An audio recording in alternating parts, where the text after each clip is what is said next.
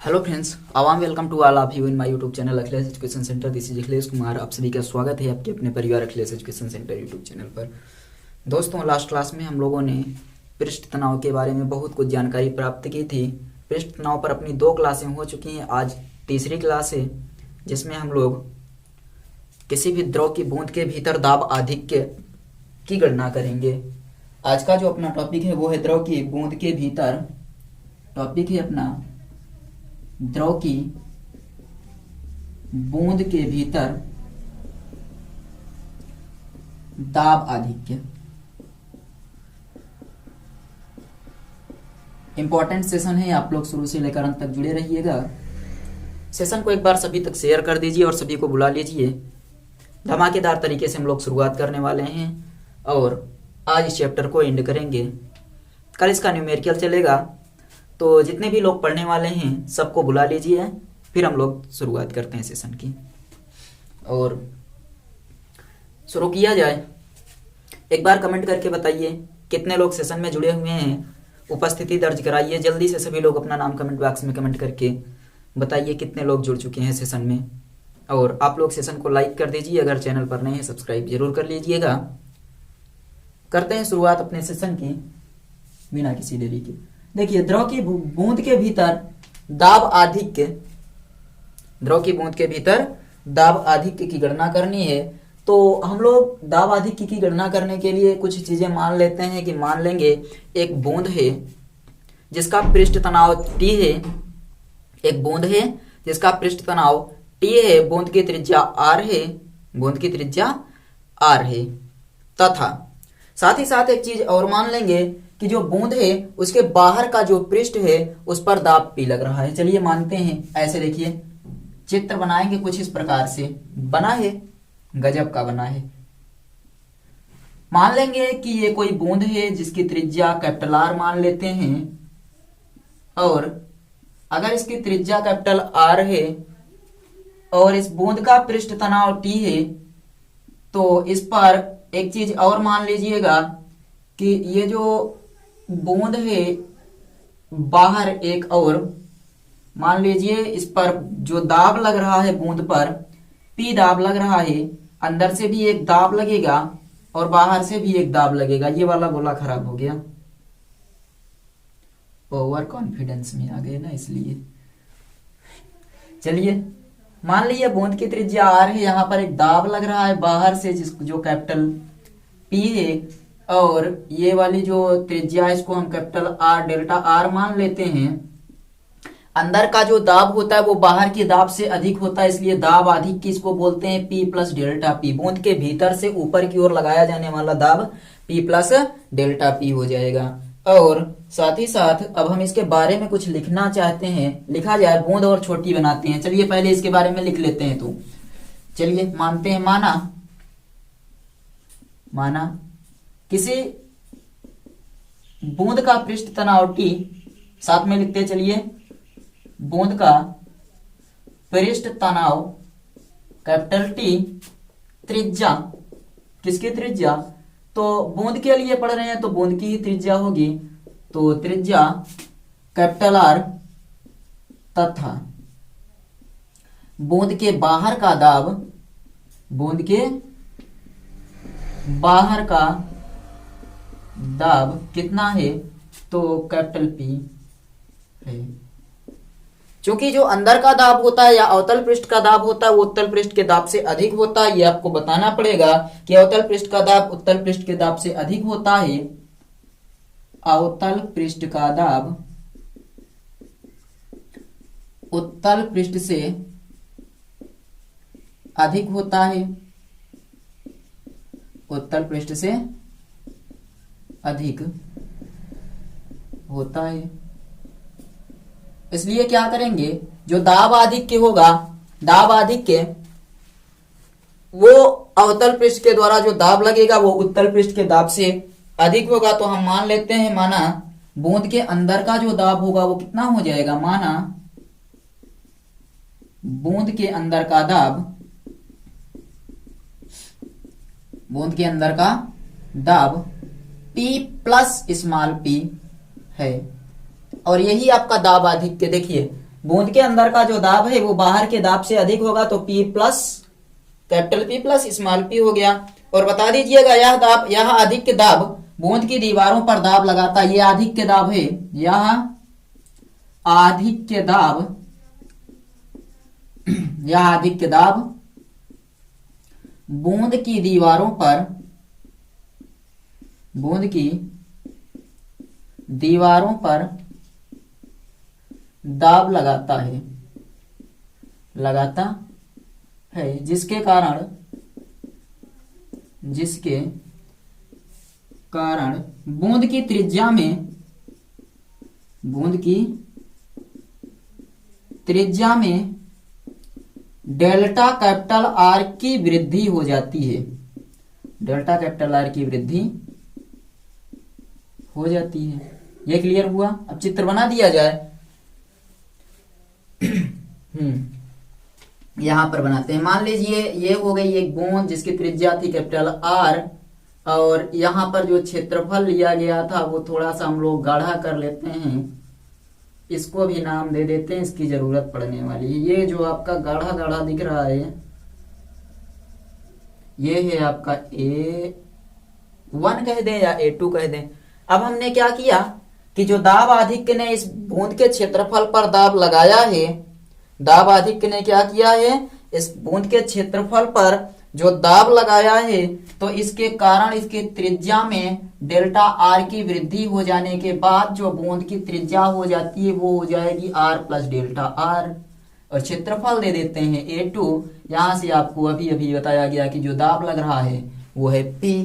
वो कितना दाब है, तो वो दाब जो लग रहा है वो है P, और दाब आधिक्य जो है वो है P प्लस P।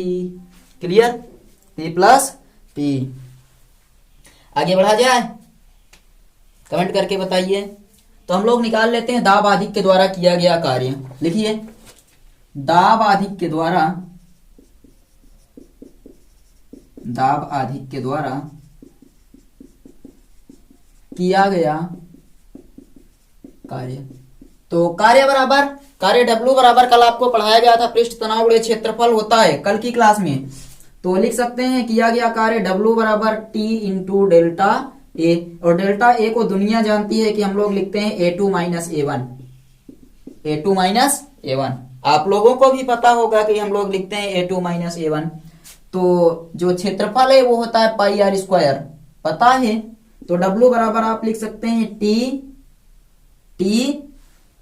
पाई R square, pi R square लिख दें इसके स्थान पर, इसके स्थान पर लिखेंगे 4 pi are plus delta are, क्योंकि A2 यहां है तो R प्लस डेल्टा आर हो जाएगा। कितना हो जाएगा? R प्लस डेल्टा आर का square, 4 pi R square minus ये वाला आपका बनेगा 4 पाई आर स्क्वायर। कर लेते हैं। क्लियर? क्लियर? W बराबर T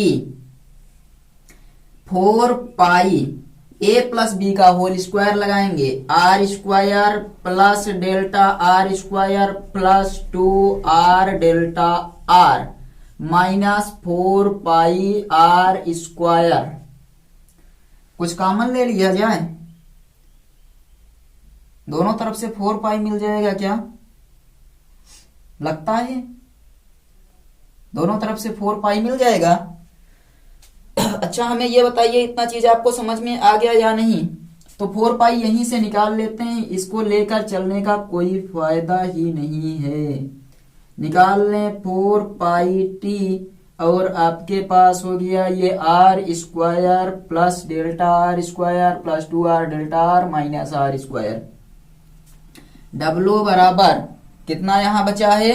4 पाई टी और R square plus delta R square plus 2R delta R minus R square. बर्बाद कर दें, देखिए minus R square plus R square.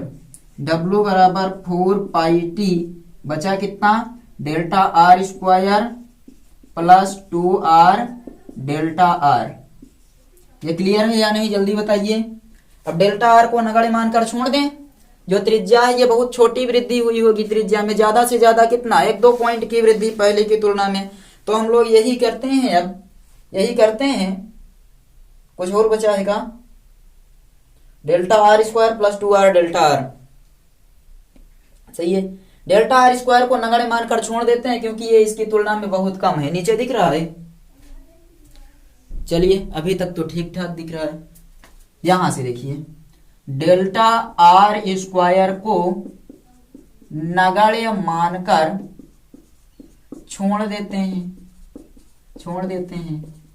और अगर हम इसको नगण्य मानकर छोड़ देंगे तो अपने पास बच जाएगा W बराबर 4 पाई टी और 2r delta are. 4 pi T 2r delta are, समझ में आ गया? 4 पाई टी 2r और डेल्टा आर हो जाएगा। हल करते हैं, 4 दूनी 8, W बराबर 8 pi T R delta R. दाब आधिक्य के द्वारा किया गया कार्य आ गया 4 pi T R delta R, 4 नहीं 8 pi T R delta R. अब दाब आधिक्य के द्वारा किया गया कार्य W आपका ये हो गया, एक तो मिल गया हमें, दूसरा कहाँ निकाला जाए? एक बार स्क्रीनशॉट ले लीजिए। सबसे पहले आप क्या करेंगे, माना किसी बूंद के पृष्ठ तनाव T है, त्रिज्या R है तथा बाहर का दाब कैपिटल P है, अवतल पृष्ठ का दाब उत्तल पृष्ठ के दाब से अधिक होता है, तो बूंद के अंदर का दाब हो जाएगा P प्लस डेल्टा P। यह दाब अधिक के दाब बूंद की दीवारों पर दाब लगाता है, जिसके कारण बूंद की त्रिज्या में डेल्टा आर की वृद्धि हो जाती है। तो अब दाब अधिक के द्वारा किया गया कार्य एक बार हम लोगों ने निकाल लिया, दोबारा फिर से निकालते हैं वही दाब अधिक के द्वारा किया गया कार्य। उसके बाद दोनों समीकरणों को क्या करेंगे, इक्वल कर देंगे। स्क्रीनशॉट लो। चलिए इसको हम मिटा रहे हैं, इसके आगे हमें बताना है यहां पर। और आप लोग सेशन में नए हैं तो चैनल को सब्सक्राइब कर लीजिएगा। फिर से निकालते हैं दाब अधिक के द्वारा किया गया कार्य। पुनः दाब अधिक के द्वारा किया गया कार्य, बल गुणे विस्थापन द्वारा किया गया कार्य बराबर बल गुणे विस्थापन। और बल बराबर क्या होता है, दाब अधिक के गुणे क्षेत्रफल, दाब अधिक के गुणे क्षेत्रफल। तो किया गया कार्य बराबर वही दाब अधिक के गुणे क्षेत्रफल गुणते विस्थापन। किए गए कार्य को किससे प्रदर्शित कर दें, W बना दें इसको, बताइए। W बराबर दाब गुणे क्षेत्रफल गुणे विस्थापन। दाब कितना लग रहा है P, क्षेत्रफल कितना है A, विस्थापन कितना हो रहा है डेल्टा R। और इसको कह दें ये अपना समीकरण नंबर 2 हो गया। समीकरण 1 और 2 को देखेंगे तो आपका देखिए बायां पक्ष बराबर है, तो दायां पक्ष भी क्या होगा, बराबर हो जाएगा। तो समीकरण 1 और 2 की तुलना करने पर, समीकरण 1 और 2 की तुलना करने पर हमें क्या मिल जाएगा, जल्दी से बताइए तो। 8 pi T R delta R बराबर P A delta R. Delta R से डेल्टा आर बर्बाद हुआ, और क्या बचा, जो बचा है उसमें भी कुछ कट रहा है, नहीं कट रहा। एक चीज देखिए, A को हम क्या लिख सकते हैं, A को 4 पाई आर स्क्वायर कर दें, क्या कर देते हैं। चलिए कुछ और कट जाएगा, आसान हो जाएगा। 8 पाई टी आर बराबर P 4 पाई आर स्क्वायर। 4 पाई 2 बचा, और एक आर से एक आर गया।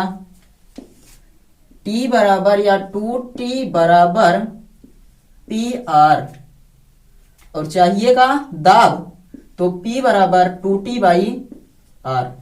कितना आ गया, P बराबर 2T बाई आर। यही है आपका दाब आधिक्य। दाब आधिक्य P बराबर 2T बाई आर आ जाएगा। क्या हो जाएगा, P बराबर 2T बाई आर। सिद्ध हो गया, समीकरण समझ में आ गया। ये द्रव की बूंद के लिए दाब आधिक्य का व्यंजक है, और आप इसको कह सकते हैं ये इंपॉर्टेंट है। और इसी तरह से, ठीक इसी तरह से आप लोग साबुन के बुलबुले के लिए या वायु में बने बुलबुले के लिए जो दाब आधिक्य का फार्मूला होता है वो भी इतना ही आता है। स्क्रीनशॉट लीजिए तो आगे बता रहे हैं। ये तो आपका हो गया साधारण द्रव के लिए दाब आधिक्य, कोई भी द्रव की बूंद थी उसके लिए हमने दाब आधिक्य निकाल लिया। अब आगे हम लोग क्या करते हैं, स्क्रीनशॉट ले लिए या नहीं। दूसरा देखिए, अब अगर आपसे पूछ लिया जाए कि जो वायु में बुलबुला, वो आपका जल में वायु का बुलबुला बनता है, उसके लिए दाब आधिक्य ठीक इसी प्रकार से पूरा का पूरा व्यंजक इसी प्रकार से बताएंगे कि द्रव में बने वायु के बुलबुले के भीतर, दूसरा पॉइंट, द्रव में बने वायु के बुलबुले के भीतर, वायु के बुलबुले के भीतर दाब आधिक्य का भी फार्मूला वही होता है 2T/R। अगर द्रव में कोई वायु का बुलबुला बन रहा है, बुल्ला, उसका दाब आधिक्य कितना होता है 2T/R। अगला एक चीज और देख लीजिए, साबुन के घोल में जो बुलबुला बनता है उसका दाब आधिक्य कितना होता है। सब इसी तरह से निकलेंगे, समझ लीजिए, आपको बता दे रहे हैं। साबुन के घोल के बुलबुले के भीतर दाब आधिक्य, साबुन के घोल के भीतर बने, साबुन के घोल के भीतर बने बुलबुले,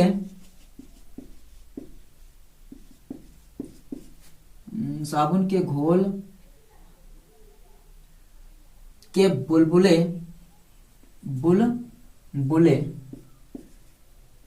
के भीतर दाब आधिक्य कितना हो जाएगा, P बराबर 4T/R। साबुन के बुलबुले के लिए जो दाब आधिक्य होगा वो बनेगा आपका 4T/R। और अगर आपसे कहा जाए द्रव में बने वायु के बुलबुले के लिए 2T/R, साबुन के बुलबुले के लिए 4T/R, अनिवार्य नहीं है डेरिवेशन करना, से उसी तरीके से होगा। अगर करना पड़े तो कर लीजिएगा, करना पड़े तो क्या करेंगे आप लोग, बुलबुले के लिए और दाब आधिक्य या साबुन के घोल के लिए दाब आधिक्य निकाल सकते हैं। साबुन के बुलबुले के लिए 4T/R। जल्दी से कमेंट करके बताते रहिए, कमेंट करके बताते रहिए, नहीं फेंक कर मारकर मारेंगे आप सबको। कमेंट करिए जल्दी से, कितना होगा। जितने भी लोग सेशन में जुड़े हैं सब लोग कमेंट करके बताते रहिए, बताइए। चलिए हम इसको ढके हुए हैं, आप बताइए साबुन के बुलबुले के लिए, साबुन के घोल में जो बुलबुला बनता है उसके लिए दाब आधिक्य का व्यंजक कितना होता है। सभी का कमेंट आना चाहिए। और दूसरा, जो द्रव के भीतर वायु का बुलबुला बनता है उसके लिए दाब आधिक्य का व्यंजक कितना होता है, कमेंट करते रहिए। चलिए अच्छा स्क्रीनशॉट ले लीजिए, स्क्रीनशॉट लीजिए, उसके बाद फिर हम लोग आगे बढ़ते हैं, अगले टॉपिक पर देखते हैं। इसके बाद केस नली और केशिकात्व के बारे में थोड़ी सी जानकारी प्राप्त करते हैं। केस नली और केशिकात्व स्क्रीनशॉट ले लिए हैं, आगे बढ़ा जाए, आगे बढ़ा जाए। चलिए हेडिंग लिखिए, केस नली। केस नली, केस का मतलब क्या होता है, हिंदी में अगर देखें तो केस का मतलब होगा बाल, और नली का मतलब नली। तो एक ऐसी नली जो बाल के समान पतली होती है और दोनों तरफ से खुली हुई हो, एक ऐसी नली जो दोनों तरफ से खुली हुई हो और बाल के समान पतली हो, केस नली कहते हैं। केस का मतलब ही बाल होता है। ऑफिशियल परिभाषा आप कैसे बताएंगे, केस नली एक ऐसी नली जिसका व्यास प्रत्येक स्थान पर समान होता है तथा दोनों ओर खुली हुई हो। एक ऐसी नली जिसका व्यास प्रत्येक स्थान पर समान होता है। प्रत्येक स्थान पर समान होता है और दोनों ओर खुली हुई होती है, दोनों ओर खुली हुई होती है। एक ऐसी नली जिसका व्यास प्रत्येक स्थान पर समान होता है और दोनों ओर खुली हुई होती है, केस नली कहलाती है। क्लियर है? एक बाल उखाड़िए और उसके बाद देखिए कितना पतला है, और अगर वो दोनों ओर से प्रत्येक स्थान पर उसका व्यास समान होता है और दोनों ओर खुली हुई होगी तो हम लोग केस नली बोल देंगे। और केस नली का काम क्या होता है, तो केस नली जान लेते हैं, ये एक घटना को अंजाम देती है, एक घटना को अंजाम देती है जिसका नाम है केशिकात्व। केशिकात्व ये एक ऐसी घटना है जो केस नली के द्वारा संपन्न होता है। दिमाग लगाकर बताइए क्या हो सकता है, दिमाग लगाइए, ऐसे लगाते हैं, लगाकर बताइए क्या हो सकता है।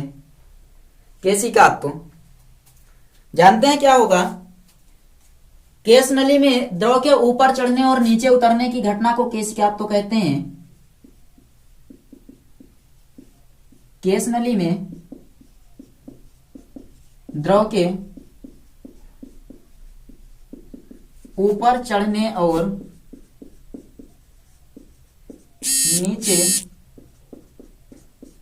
उतरने की घटना को केशिकात्व कहते हैं। केशिकात्व क्या है, तो एक घटना है जिसके कारण केस नली में द्रव ऊपर और चढ़ता है और नीचे उतरता है। अभी तक आपको समझ में नहीं आया होगा केस नली क्या होती है, अगर अभी आपको हम व्यवहारिक उदाहरण बता दें तो आप लोग समझ जाएंगे केस नली क्या होती है। ये बताइए, अच्छा ये चीज समझ में आ गई। एक ऐसी नली जिसका व्यास प्रत्येक स्थान पर समान होगा और दोनों स्थानों पर खुली हुई होगी, केस नली कहलाएगी। और केस नली में द्रव जब ऊपर चढ़ेगा और नीचे उतरेगा तो ये जो घटना घटित होगी, यानी केस नली में द्रव के ऊपर चढ़ने और नीचे उतरने की घटना को क्या नाम दिया जाता है, तो केस नली में द्रव के ऊपर चढ़ने और नीचे उतरने की घटना को केशिकात्व कहते हैं। केशिकात्व का कोई कारण होता है, केशिकात्व ऐसा क्यों होता है कि केस नली में द्रव ऊपर चढ़ता है नीचे उतरता है, साधारण नलियों में ऐसा नहीं होता, क्यों? तो बता दें क्यों, बता दें। पहले 5-5 रुपए भेजिए, उसके बाद बताएंगे, ताकि कभी फेंक कर मारने का काम दे आप सबको। सिक्के गिराइए जल्दी जल्दी, हेडिंग लिख दे रहे हैं आप लोग, जल्दी जल्दी सिक्के भेजिए, उसके बाद फिर बताते हैं केशिकात्व का कारण। कभी आपको बोलते हैं ना सिक्के फेंक कर मारेंगे, तो सिक्के आप लोग दीजिए, उसके बाद फेंक कर मारेंगे, या फिर मारकर फेंक कर मारेंगे, तो उसके लिए भी जरूरत पड़ेगी। केशिकात्व का क्या कारण होता है ये चीज चलिए समझते हैं।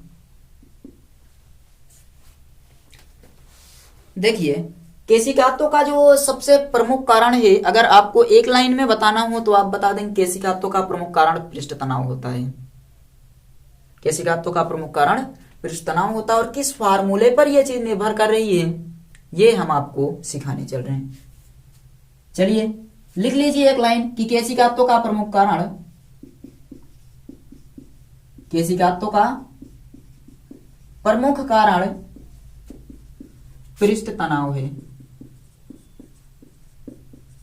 पृष्ठ तनाव है।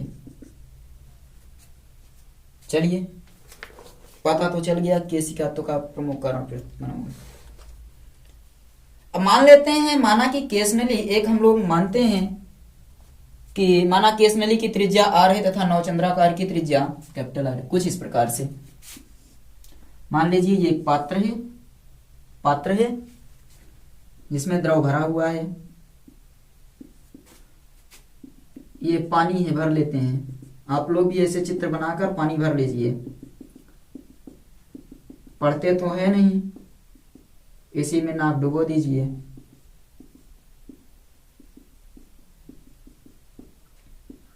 क्या करें, 2-4 आईडी ब्लॉक कर दें?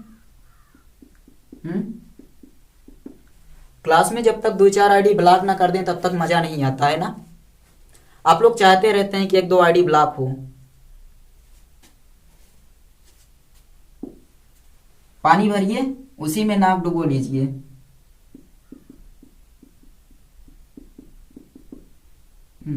अब देखिए, पानी तो भर गया। आप में से कोई एक आ जाए।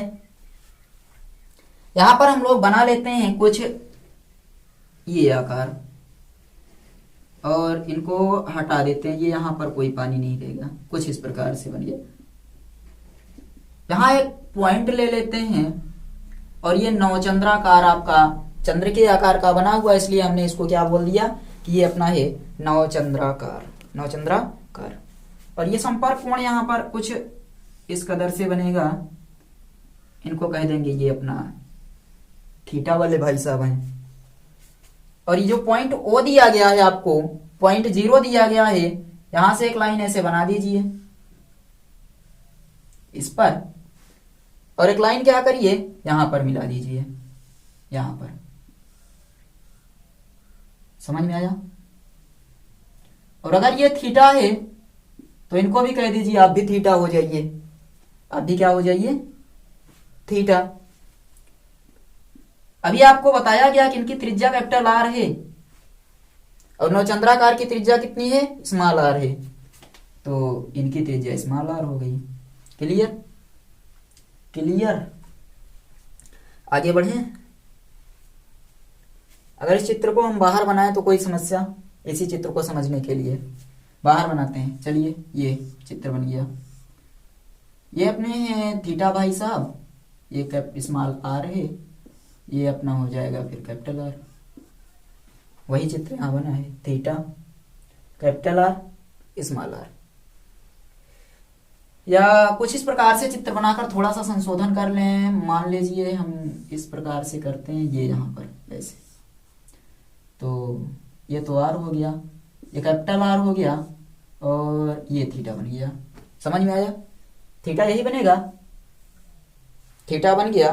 अब क्या करते हैं, मान लेते हैं कि माना केस नली जो है उसकी त्रिज्या कितनी है, तो केस नली की त्रिज्या स्मॉल आर है। माना ये केस नली के रूप में हम लोग इसको ले सकते हैं कि केस नली की त्रिज्या स्मॉल आर है। केस नली की त्रिज्या स्मॉल आर है। केस नली की त्रिज्या कितनी है? Small R. तथा नवचंद्राकार की त्रिज्या कैपिटल आर है।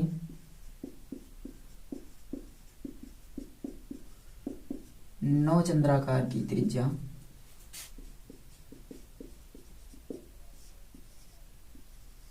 कैपिटल आर है। केस नली की त्रिज्या स्मॉल आर है तथा नवचंद्राकार की त्रिज्या कैपिटल आर है। नवचंद्राकार की त्रिज्या कितनी है? कैपिटल आर है। अवतलाकार के कारण दाब आधिक्य 2t/r होता है। जो अवतलाकार पृष्ठ बना है, अवतलाकार के कारण दाब आधिक्य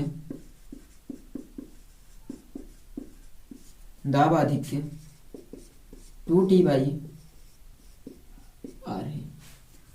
केस नली की त्रिज्या स्मॉल आर तथा नवचंद्राकार की त्रिज्या कैपिटल आर है। अवतलाकार के कारण जो दाबाधिक्य बना है वो कितना है? 2t/r है। यदि जल का घनत्व रो हो तो, यदि जो जल भरा गया है उसका घनत्व, जल का घनत्व रो हो तो, यदि जल का घनत्व क्या हो? रो हो, तो दाबाधिक्य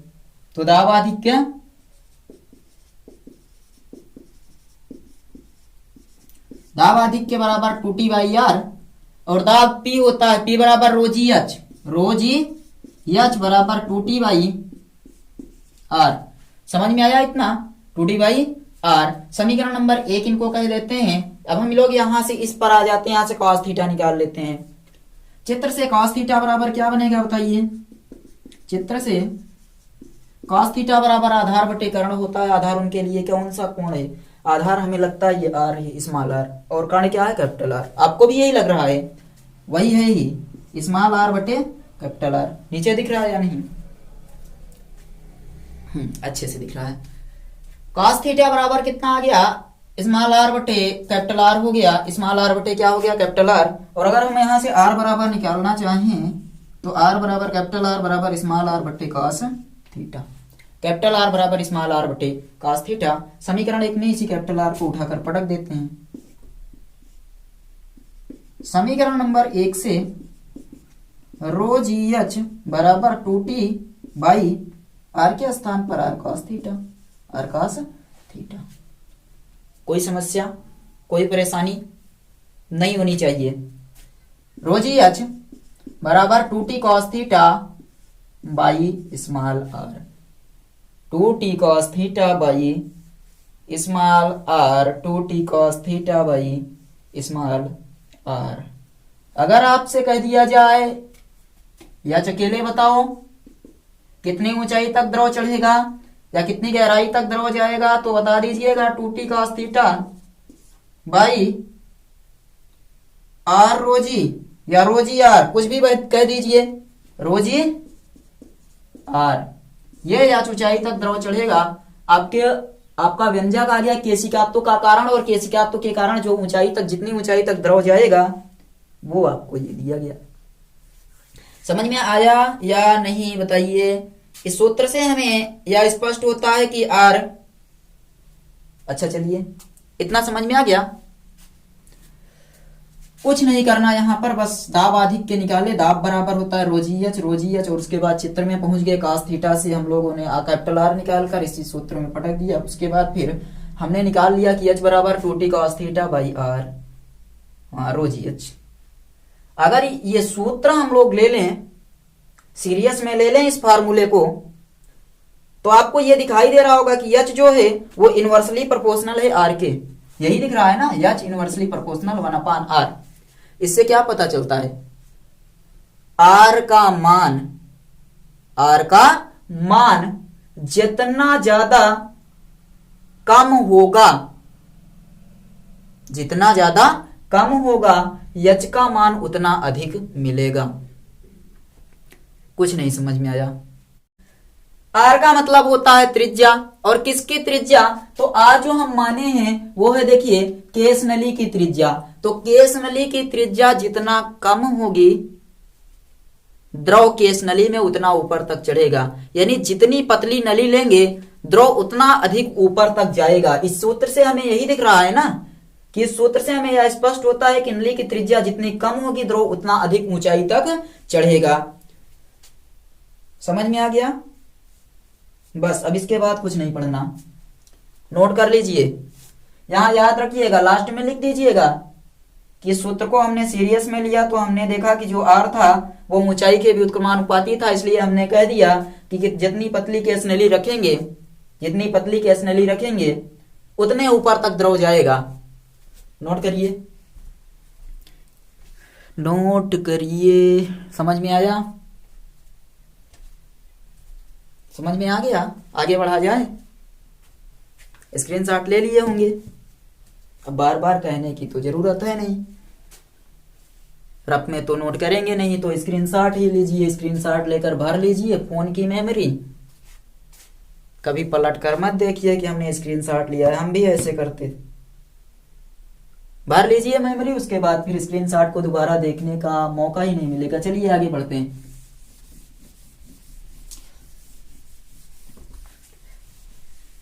आगे बढ़ा जाए। ये चित्र समझ में आया? ये कारण समझ में आया? केशिकात्व का प्रमुख कारण क्या होता है? कमेंट से भर दीजिए।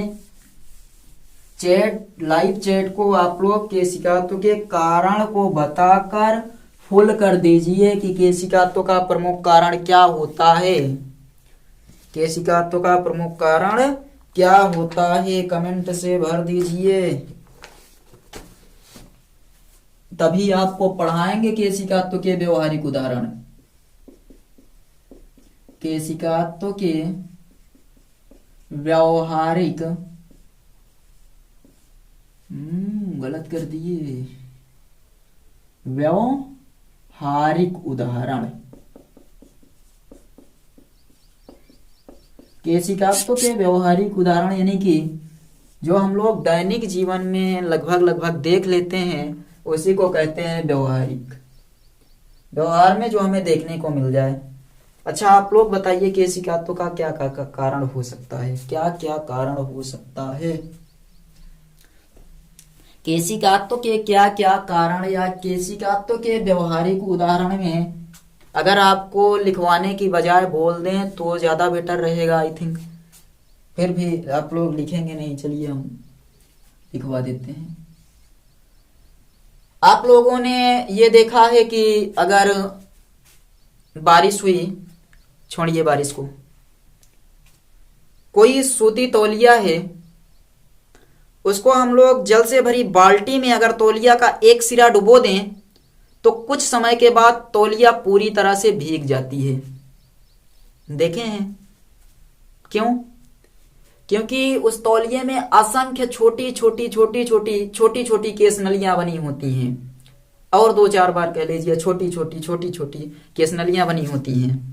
उन्हीं केस नलियों से होते हुए द्रव ऊपर की ओर चढ़ता है और चढ़कर पूरे तौलिए को भिगो देता है। पहला। दूसरा, लालटेन जानते हैं, चिमनी, उसमें एक बाती लगी होती है। तो आप लोगों ने देखा होगा कि जो बाती लगी होती है वो क्या होता है कि उसका संपर्क मिट्टी के तेल से होता है, या फिर मोमबत्ती में जो मोम होता है, मोमबत्ती में एक धागा लगा होता है, धागे को जला देते हैं, धीरे धीरे पूरी मोमबत्ती जल जाती है, मोम खत्म हो जाता है। ऐसे ही लालटेन में होता है कि जो मिट्टी का तेल होता है उसके संपर्क में वो बाती रहती है और फिर ऊपर चढ़ता है मिट्टी का तेल, उसी बाती से होते हुए ऊपर चढ़कर जलता है। क्यों? क्योंकि जो वहां पर बाती लगी हुई है और मोमबत्ती में जो धागा लगा हुआ है उसमें केस नलियां बनी होती हैं, जिसकी सहायता से मोमबत्ती में मोम एवं लालटेन में मिट्टी का तेल ऊपर चढ़ेगा और इस प्रकार से जलता है। तीसरा, जो खेतों में दिया गया जल होता है, हम लोग क्या करते हैं, खेतों में जो दिया गया जल होता है वो पेड़ों के पौधों के ऊपर नहीं दिया जाता है। खेत की सिंचाई नीचे की तरफ से करते हैं, खेत में पानी भर दिए, वो क्या करता है, असंख्य केसनलियों की सहायता से, जो पौधों में बनी असंख्य केसनलियां होती हैं उन्हीं की सहायता से द्रव ऊपर चढ़कर पत्तियों तक एवं टहनियों तक पहुंच जाता है। यह भी केशिकात्व के कारण होता है। और वर्षा होते ही अगर पानी वर्षा तो किसान खेतों को या खेत की जुताई करवा देते हैं। क्यों बताइए? वर्षा होते ही किसान खेतों की जुताई करवा देते हैं। क्यों? क्योंकि खेत में बनी असंख्य केस नलियां टूट जाती हैं, जिसके कारण खेत में नमी बनी रहती है। अगर खेत की जुताई ना करवाया जाए तो बहुत जल्दी पानी उन्हीं केस नलियों की सहायता से होते हुए फिर से वाष्पीकृत हो जाएगा, घाटे में पड़ जाएंगे। इसीलिए चलिए सबसे पहला हम लोग लिखते हैं, खेतों में दिया गया जल पौधों व पेड़ों में बनी असंख्य केस नलियों की सहायता से, खेतों में दिया गया जल, खेतों में दिया गया जल पेड़ों में बनी या पेड़ों में बनी असंख्य केस नलियों, पौधों व पेड़ों व पौधों में बनी असंख्य केस नलियों की सहायता से होता हुआ या असंख्य केस नलियों से होकर पत्तियों एवं टहनियों एवं पत्तियों तक पहुंच जाता है। तो खेतों में दिया गया जल पेड़ों व पौधों में बनी असंख्य केस नलियों से होता हुआ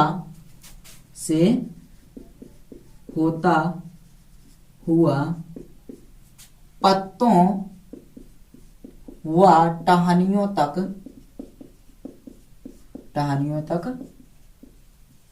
पहुंचता है।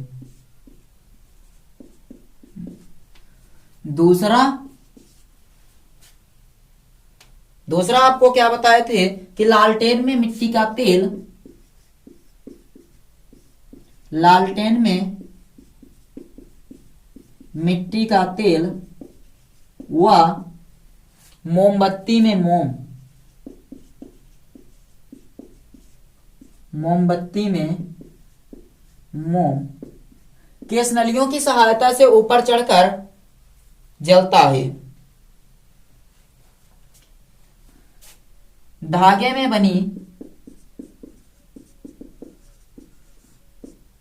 धागे में बनी केस नलिकाओं की सहायता से, केस नलिकाओं की सहायता से ऊपर चढ़कर, ऊपर चढ़कर जलता है। किससे जलता है? तीसरा, वर्षा होते ही किसान खेतों को जोत देते हैं। वर्षा होते ही किसान खेतों को जोत देते हैं, जिससे उसमें बनी असंख्य केसनलियां टूट जाती हैं। उसमें बनी असंख्य केसनलियां टूट जाती हैं, जिससे खेतों में नमी बनी रहती है।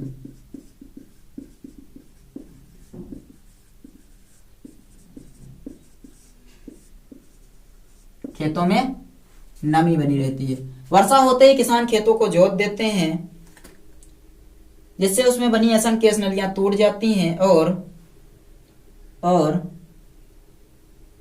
खेतों में नमी बनी रहती है। और अब हम लोग थोड़ा सा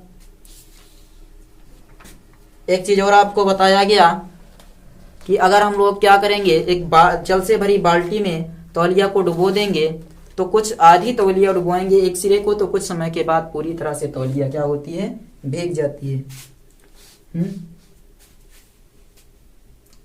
समझ में आ गया? नोट कर लीजिएगा अगर लिखना हो तो।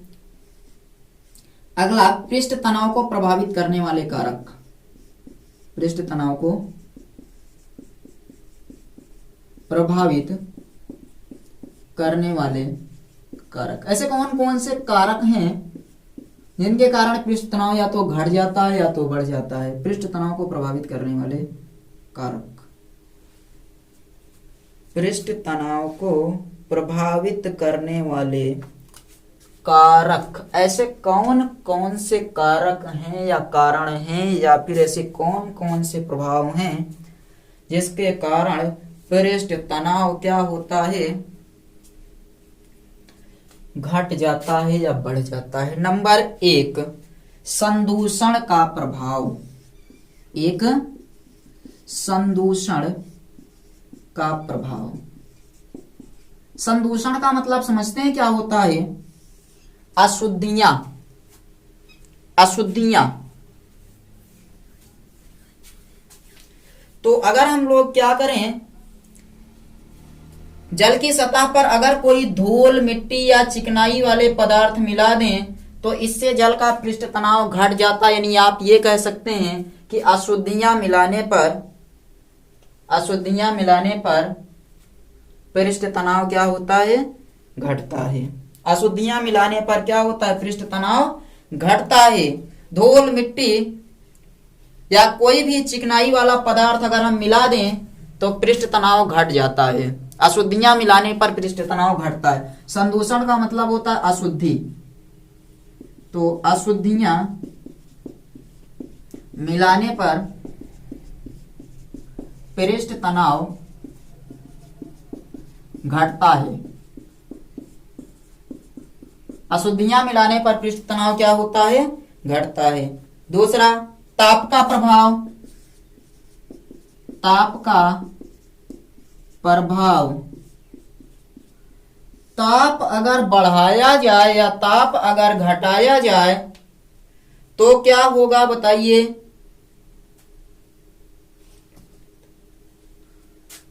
अगर हम लोग किसी चीज का ताप बढ़ाएं या ताप घटाएं तो क्या होगा, पृष्ठ तनाव बढ़ेगा या घटेगा।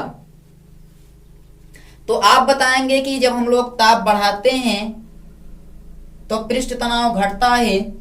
यही कारण है कि गर्म दाल ज्यादा मीठी लगती है, ज्यादा स्वादिष्ट लगती है।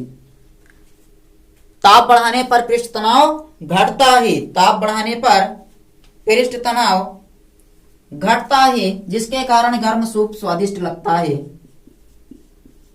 ताप बढ़ाने पर पृष्ठ तनाव घटता है, यही कारण है कि गर्म सूप, सूप का मतलब दाल होता है, स्वादिष्ट लगता है, स्वादिष्ट लगता है। तीसरा, विलेयता का प्रभाव, विलेयता या विलेय का प्रभाव। विलेय का प्रभाव यानी कि हम लोग क्या करें, कोई ऐसा पदार्थ उसमें मिला दें जो अधिक विलेय हो और कम विलेय हो, अधिक विलेय हो और कम विलेय हो। तो अधिक, अगर हम लोग मान लीजिए अधिक विलेय पदार्थ मिलाएंगे या अधिक घुलनशील पदार्थ मिलाएंगे, जैसे मान लीजिए साबुन या फिनाल, अधिक घुलनशील पदार्थ मिला देंगे तो पृष्ठ तनाव पर क्या प्रभाव पड़ेगा, जल्दी से कमेंट करके बताइए, जल्दी से बताइए। बहुत घुलनशील पदार्थ है तो क्या प्रभाव पड़ेगा बताइए। अधिक घुलनशील पदार्थ मिलाएंगे तो जो पृष्ठ तनाव होगा, जो पृष्ठ तनाव होगा, अगर अधिक घुलनशील पदार्थ जैसे साबुन और फिनाल है विलेय के रूप में मिलाएंगे तो जो पृष्ठ तनाव होगा वो बढ़ जाएगा, पृष्ठ तनाव क्या होगा, बढ़ जाएगा। अगर हम लोग क्या करेंगे, अधिक घुलनशील विलेय मिलाएंगे, विलायक की बात नहीं हो रही है, अधिक घुलनशील विलेय मिलाएंगे तो पृष्ठ तनाव क्या होगा, बढ़ जाएगा। जैसे द्रव में अधिक घुलनशील पदार्थ हम लोगों ने मिला दिया, जैसे मान लीजिए साबुन मिला दिया, फिनाल मिला दिया, साबुन या फिनाल मिला देंगे तो पृष्ठ तनाव क्या होता है, यहाँ घट जाएगा, लिखिए घट जाएगा। इसका विपरीत ये होता है कि अगर हम लोग कम घुलनशील पदार्थ मिला दें तो पृष्ठ तनाव क्या होता है, बढ़ जाता है। जैसे मान लीजिए चीनी या नमक मिला दें, तो चीनी या नमक, कम घुलनशील पदार्थ मिलाएंगे तो कम घुलनशील पदार्थ जब हम लोग मिलाएंगे तो पृष्ठ तनाव क्या होगा, बढ़ जाएगा, यानी द्रव क्या होगा, गाढ़ा हो जाएगा। तो ये इस प्रकार आपका सेशन कंप्लीट हो गया, इस प्रकार आपका ये सेशन कंप्लीट हो गया, ये चैप्टर भी कंप्लीट हो गया। और जब अगली क्लास में हम लोग मिलेंगे तो न्यूमेरिकल पढ़ेंगे या फिर हो सकता है अगला चैप्टर पढ़ें, आप लोगों के कमेंट के ऊपर है। जो लोग आप जो कमेंट करके बताइएगा उसी चीज को हम लोग पढ़ेंगे। और आप लोग इसका स्क्रीनशॉट ले लीजिए। हम लोग ऐसे ही आगे बढ़ते रहेंगे और 11th की फिजिक्स इस बार हम लोग कंप्लीट कर लेंगे, इस बार हम लोग 11th की फिजिक्स कंप्लीट कर लेंगे। बस आप लोग सेशन में शुरू से अंत तक जुड़े रहिएगा। सेशन पसंद है तो लाइक शेयर करिएगा, अगर चैनल पर नए हों सब्सक्राइब करिएगा, क्योंकि हम लोग बहुत जल्द 1K की फैमिली में पहुंचने वाले हैं। क्योंकि देखिए, आप लोग पढ़ते रहिए, हम पढ़ाते रहेंगे, रास्ते में जो संघर्ष आएंगे उन सबको साथ मिलकर उनका सामना किया जाएगा, क्योंकि सब लोग साथ हैं तो हम लोग बहुत आगे तक जाएंगे। सेशन को समाप्त करेंगे, लेकिन एक चीज याद रखिएगा कि ना संघर्ष ना तकलीफ तो क्या खाक मजा है जीने में, बड़े बड़े तूफान थम जाते हैं जब आग लगी हो सीने में। तो इसी तरह से आग को जलाकर रखना है। मिलेंगे अगले वीडियो में, तब तक के लिए बाय।